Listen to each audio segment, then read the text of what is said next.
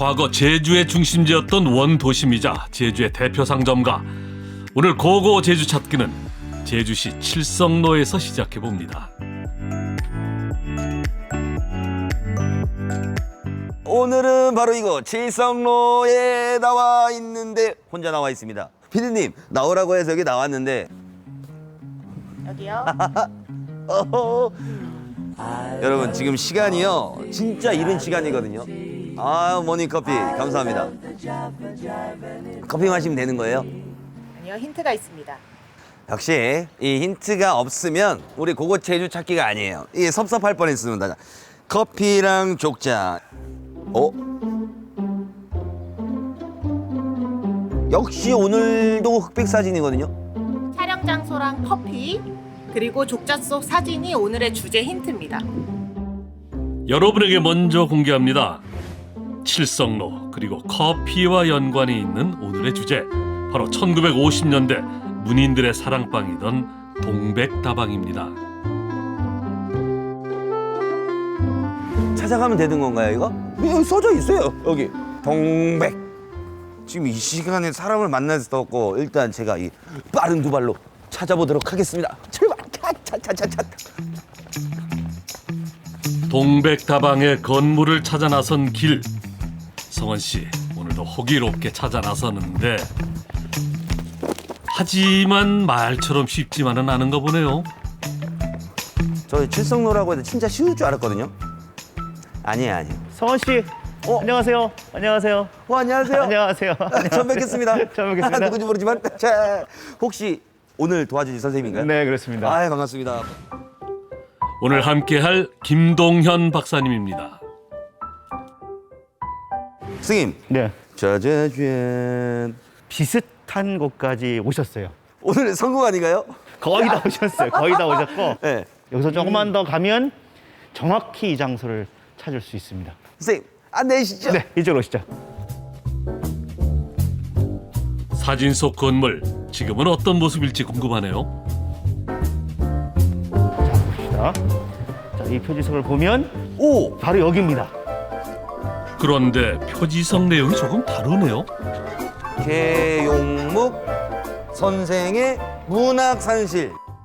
이게 좀 이게 다른 거 아니에요? 여기는 동백다방 장소잖아요. 동백다방은 장속이고. 여기는 사람 이름이고 동백다방은 여기 1층 이렇게 나와 있거든요. 예전 건물하고는 달라졌죠. 시간이 흘러 이제는 현대식으로 꾸며진 건물. 이곳이 옛 동백다방터로 추정된다고 하죠. 비교해보니 꽤 비슷한데요. 1951년 피난민 노파가 운영했던 동백다방. 이 시절 다방은 예술인들의 집합소이자 복합 문화공간이었습니다. 그 당시 제주 지역 유명 화가와 서예가의 작품들은 모두 이곳에서 처음 선보이곤 했죠.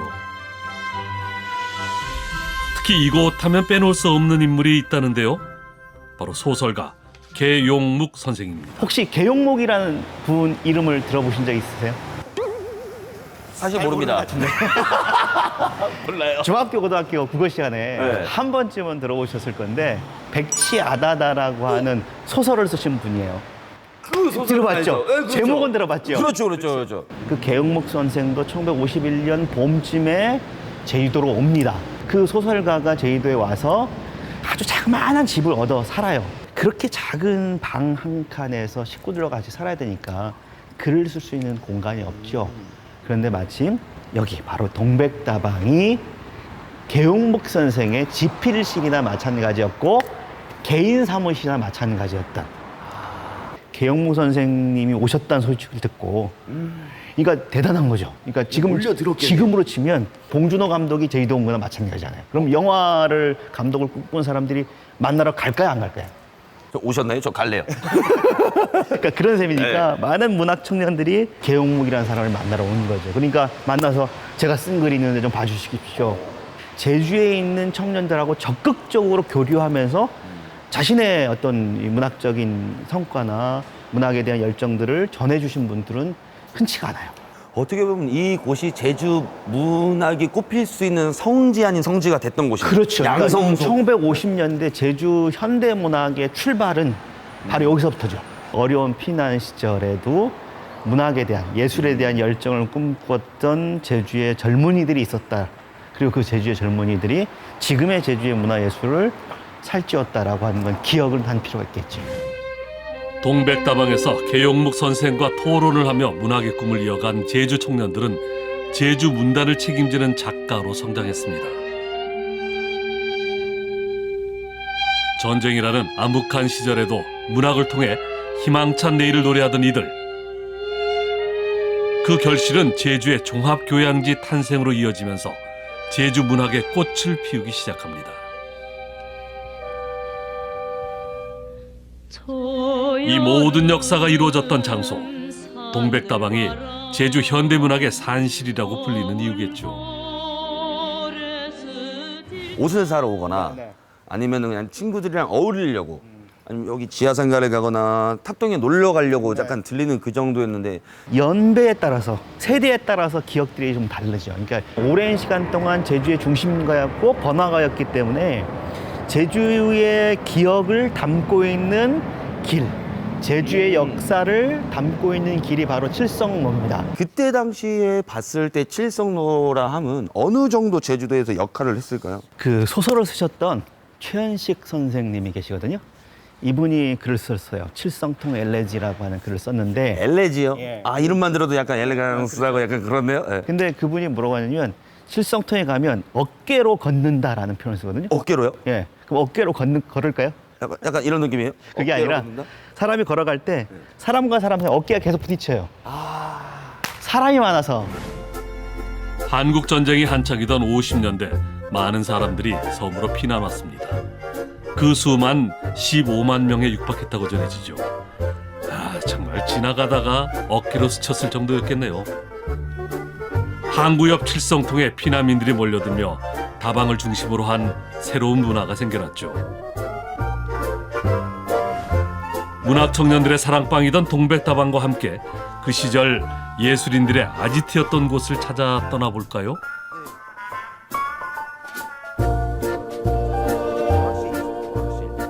근데 여기는 제주의 역사에 아주 중요한 장소가 있었어요. 그게 바로 제주의 최초의 근대식 극장이 있었던 장소인데요. 근대식 극장이요? 최근까지도 그 건물이 있었는데 얼마 전에 허물어졌어요.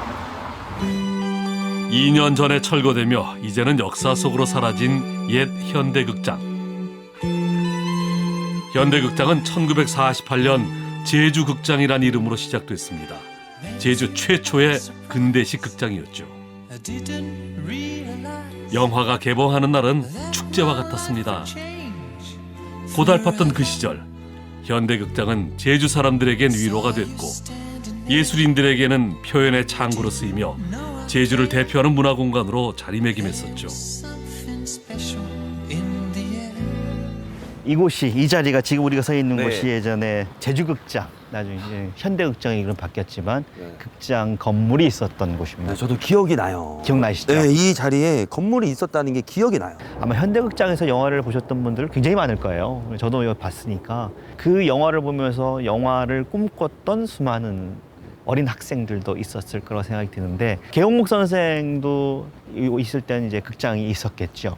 그리고 그 계홍묵 선생과 인연을 맺었던 많은 문화인들이 예술의 꽃을 피웠던 곳이기도 합니다. 그러니까 여기서 전시도 하고요, 공연도 하고 그랬거든요. 근데 이 자리에 와보면 여러분들도 지금 화면에서 보시면 아시겠지만 주차장으로 깔끔히 정돈된 것도 아니고 어떻게 보면은 그러니까 황폐해요, 이 자리가. 제가 지난주에 환해 장사를 갔다 왔거든요. 아끼고 가꿔야 될 문화 유적인데 약간 훼손이 돼서 관리가 안 돼서 무너진 모습이 약간 그런 걸 바라보면 가슴이 먹먹했거든요. 장소가 없어진다는 건 쉽게 말씀드리면 기억이 사라지는 것이고요.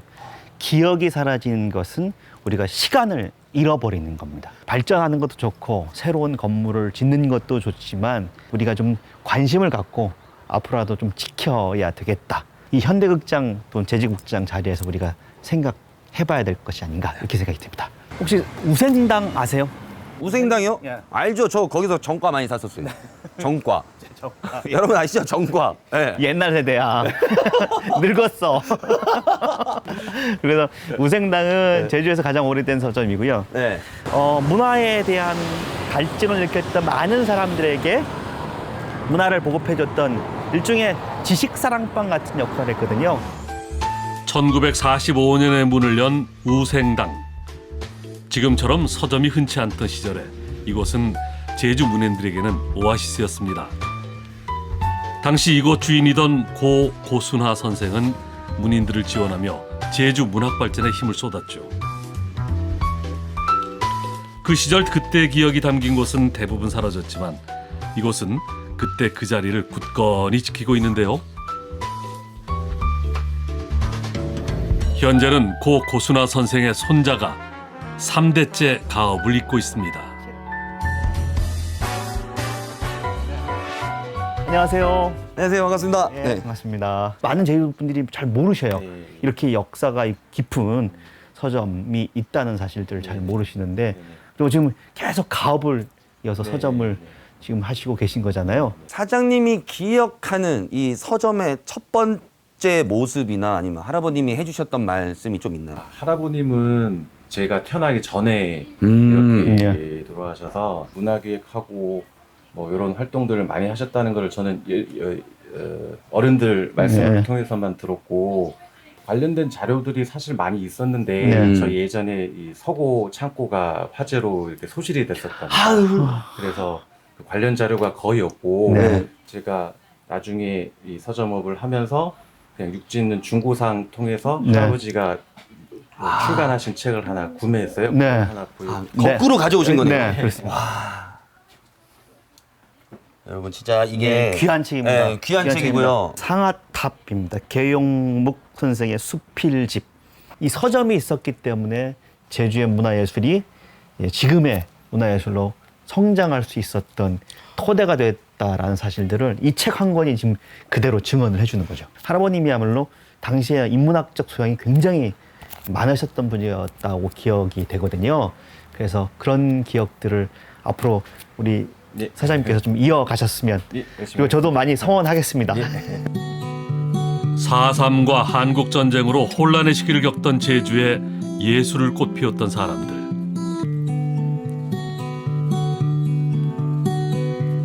그 시절 예술과 낭만의 거리였던 이 거리를 추억해봅니다.